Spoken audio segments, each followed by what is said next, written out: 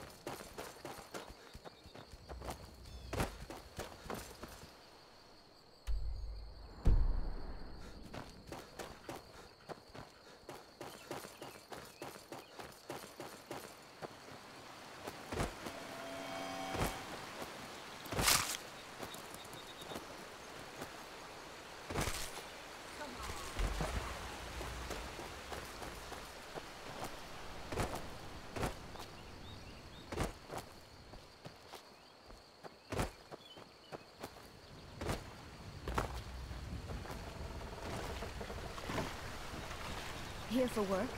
Get an axe and bring me all the wood you can chop. Hearn and I do so adore guests. These guards are such a bore.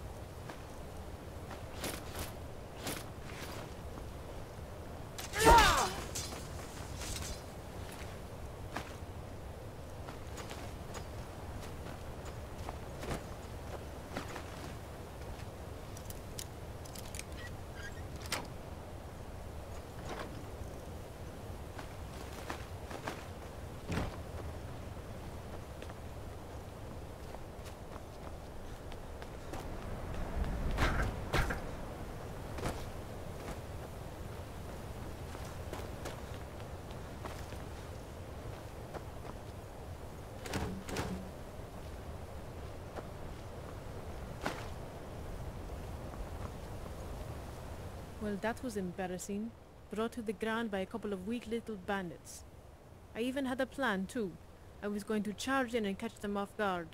Take all the thinking out of it. Only I tripped on the stairs on the way up. Story of my life.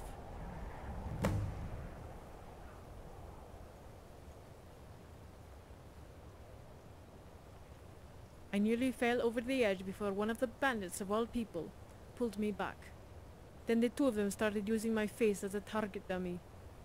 The sad thing is, if we fought in an empty room, I could slay a dozen of these jesters, as clean and easy as the snow and frost fall. But out here, sometimes I feel like I'm fighting underwater. Nothing ever seems to go right.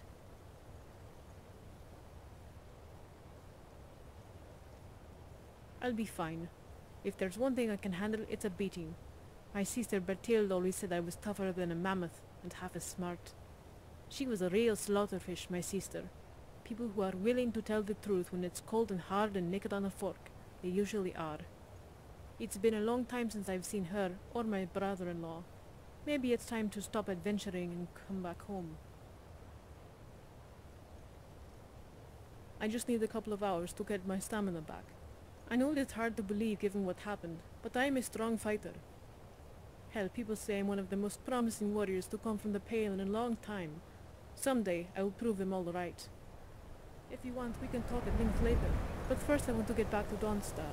I'll be staying at my sister Bertilde's. And the name's Tikrid, by the way. Pleased to meet you. Thank you again.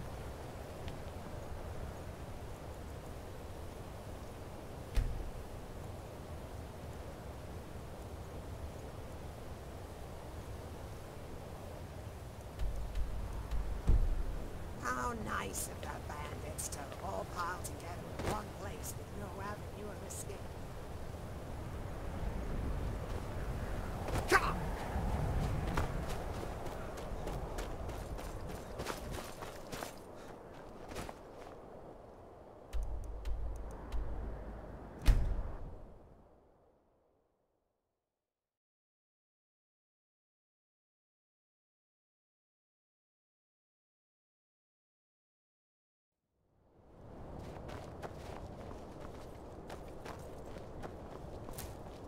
Yes?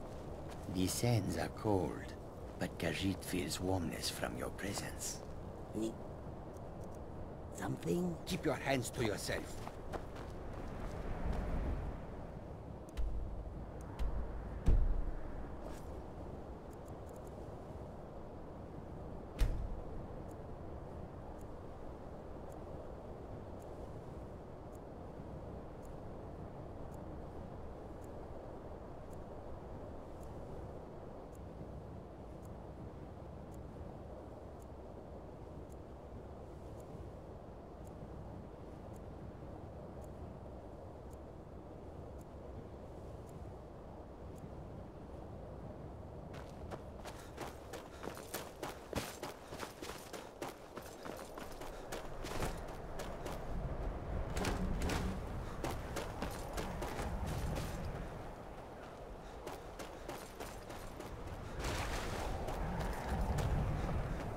If you need me, I'm with you. Oh, it's you again. Thank you for earlier. I'd appreciate if you kept some of the more embarrassing details to yourself.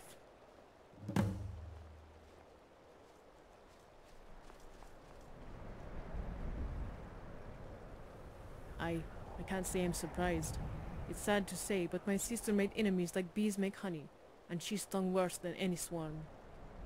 If I ever met the person, I don't know if I'd punch him or thank him. Bertilde was kin, but she wasn't kind. Not even to me. Especially not to me. But I respected her strength all the same.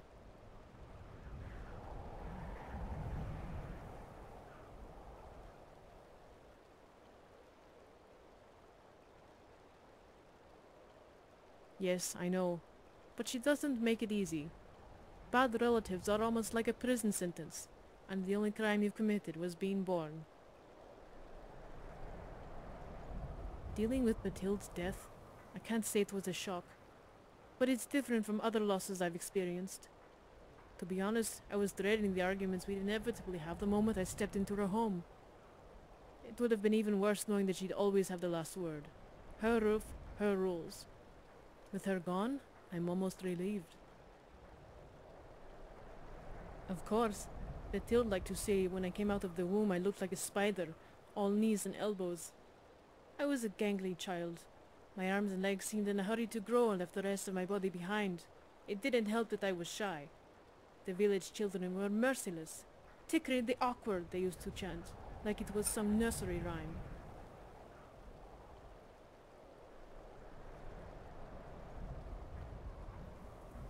Yes, but there was one child in particular, Jorn, who took things a step further. He used to climb on the rooftops and hurl stones at me. When I complained to the adults, they almost did the same. Jorn was a sweet, innocent boy, they said. Not even my sister came to my defense. Only one person ever did. Her name was Saline. She was slick, clever, mischievous, and mysterious. Her family hailed from elsewhere, and she smelled of sand and blood.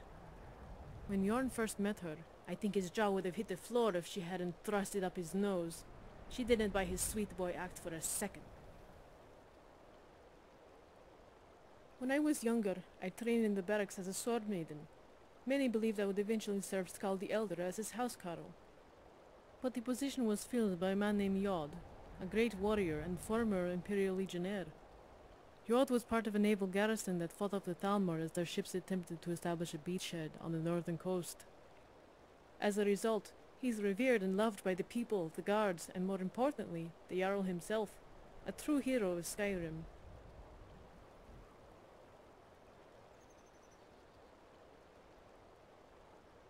Except I know I'm a better fighter than Jod. He may have been a great warrior in his time, but now he gets by on reputation and myth. And while I realize there is something almost cruel about slaying a man's reputation, sometimes it is the only way. I know one thing, people would have hated me for it. We all want to think our heroes are infallible. Maybe that's why Skull decided to put a stop to all the talk. He told the guard captain to get rid of me, said there was a hole in my defense.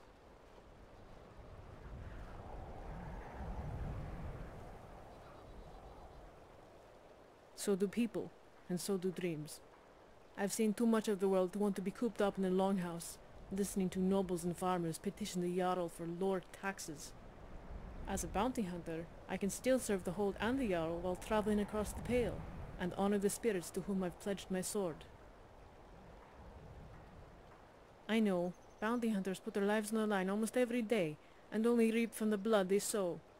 When I was a guard, I gotten into hundreds of battles, fights, and scuffles, but never with my life on the line.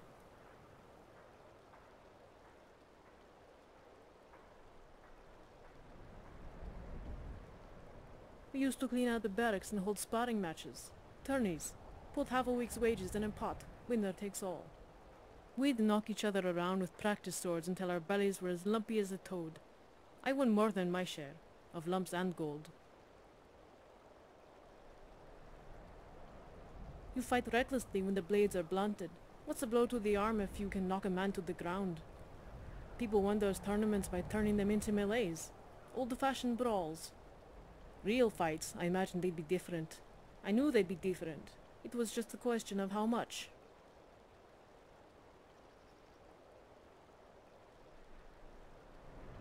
The Jarl had put up a bounty after word came of pilgrims dying near the Waynan stones. As the stones form a wreath around the Shrine of Talos, many suspected the Thalmor. Few were brave enough to challenge them. Only when I arrived I found no Thalmor. All was silent save the crunch of my boots against a quilt of snow. Just in case, I knelt before the altar like a pilgrim and asked for Talos' blessing. That's when I heard it, the chattering of teeth.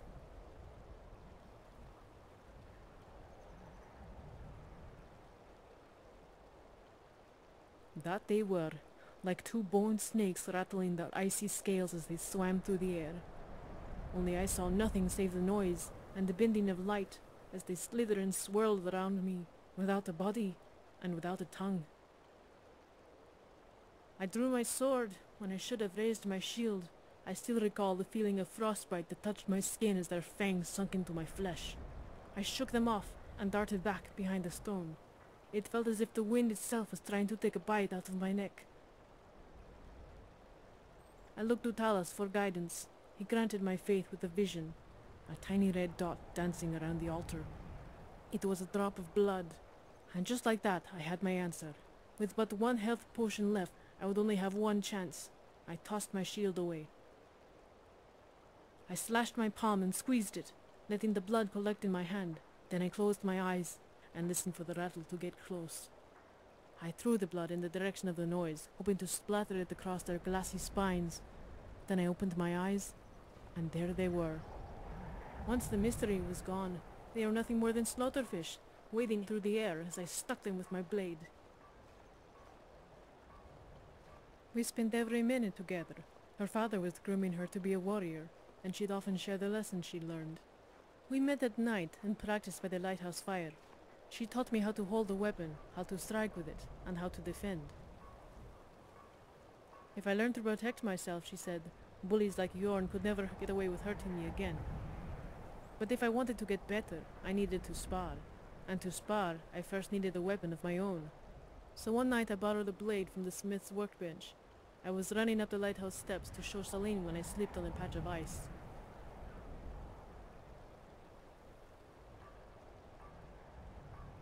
It slid out of my hand, off the ledge, and into the bed of snow below. ᵯᴑᴆ told me not to panic, even though I was already starting to. We ran down to the shoreline and combed the area. From down below, the fire from the lighthouse was dim, but bright enough to reflect any stray metal lying in that pillow of white.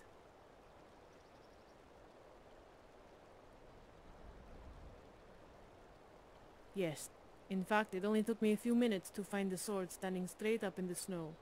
I called to ᵯᴑᴆ, but she didn't answer.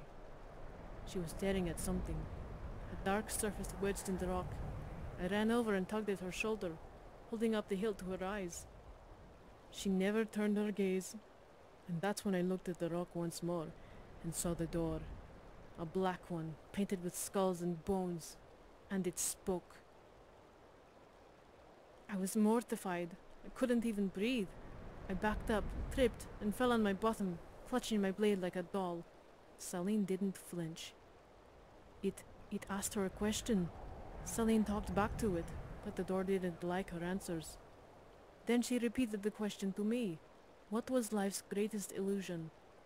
For some reason, my thoughts turned to Jorn. I said something, I can't recall what, but the door opened and she went in.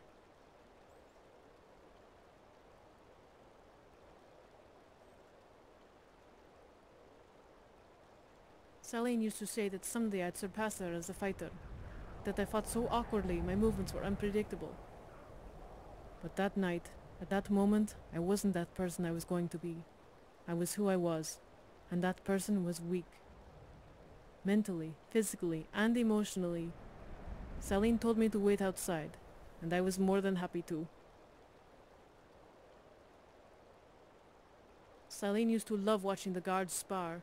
Her dream was to one day join them, to become a housecarl and serve as the Jarl's right hand. She was always thinking about others, trying to shield us all from harm. She was strong, gallant, and honorable. She was my friend, and it burns me every single day that I couldn't be the same for her. Yes, I blame myself, and I always will, not for opening that door, but for lacking the courage to follow her inside it. So I swore to myself that I would become the person ᵯᴑᴆ always thought I could be, and achieve the goals she always wanted for herself. My body is the vessel for both our spirits, one chasing a dream, and the other vowing to never let a friend chase it alone. Goodbye. Lead on, brave traveler. Lead. You mean the day? Or a certain Redguard thief you keep in your company? One will steal your coin purse, the other will steal your weekend. Ha ha ha! But in all seriousness, traveler, be careful around the Redguard. I admit, I've made a lot of mistakes in my life, but I've always owned up to them. I wear them on my back. Morndas, she wears them on her chest. That's to say, she wears them proudly. But she's loyal, I'll give her that. She has a thief's honor, and I suppose that counts for something.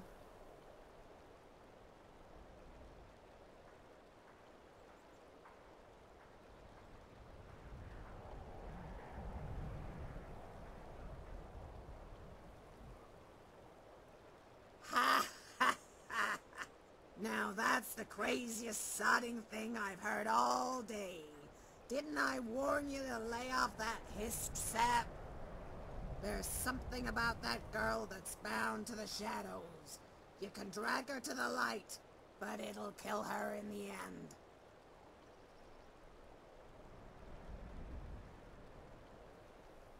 I thank you for your company. If the Hist should guide our paths together once more, you have my blade. Knight's honor, swamp's honor. If you need me, I'm with you. I won't let you down.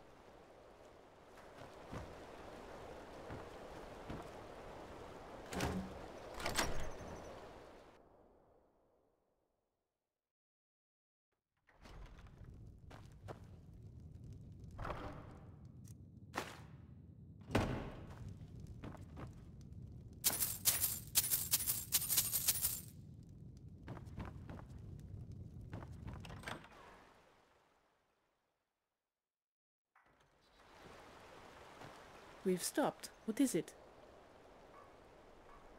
Oh, that. I was trying on war paint the other day. You know, just to see how it looked. It just happened to be the sunniest day of the year. In any case, I didn't like the paint. But when I took it off, well, if you're going to laugh, go ahead. But I didn't do it on purpose. Well, it's not exactly the same thing. For one, this is my first time traveling with a companion. When I explored an old ruin, I always had to keep one eye on the ground. Even then I was pretty much a trapper one day and runebait the next. And don't get me started on bone chimes. Who think there was a bard festival in town the way I made those things rattle? With you leading the way though, I can just trace your steps. Not to say there isn't a different kind of pressure. I have to watch your back and cover your front. If anything were to happen to you, it would be on me. I wouldn't have it any other way. Just so you know, if you ever need a sword, a shield, or a friend, I'm your woman. Yes?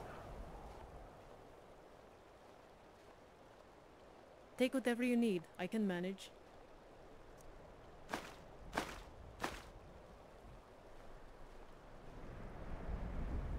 My sword arm is yours. If it isn't the slayer of the Glenmoral witches, how can I assist you, companion? I'm ready for whatever comes next.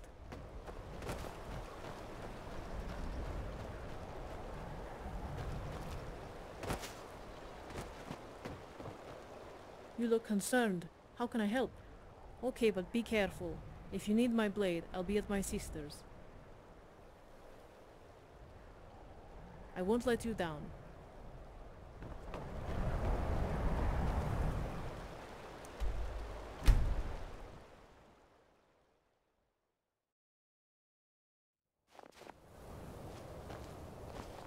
We've stopped. What is it?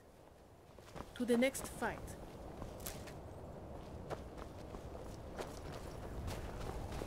How high the mountains of Skyrim. Take a look.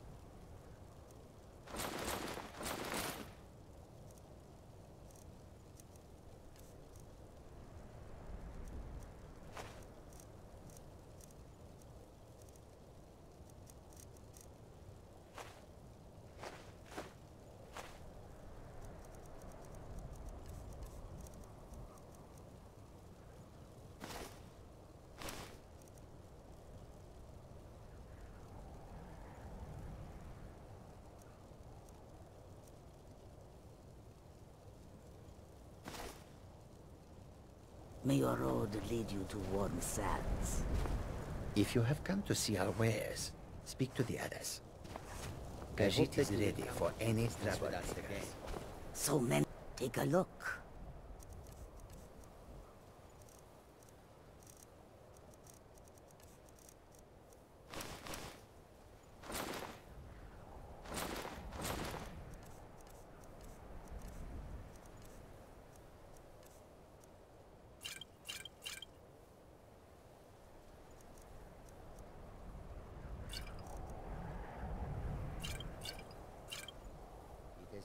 May the sun keep you warm in this land. Sands are elsewhere.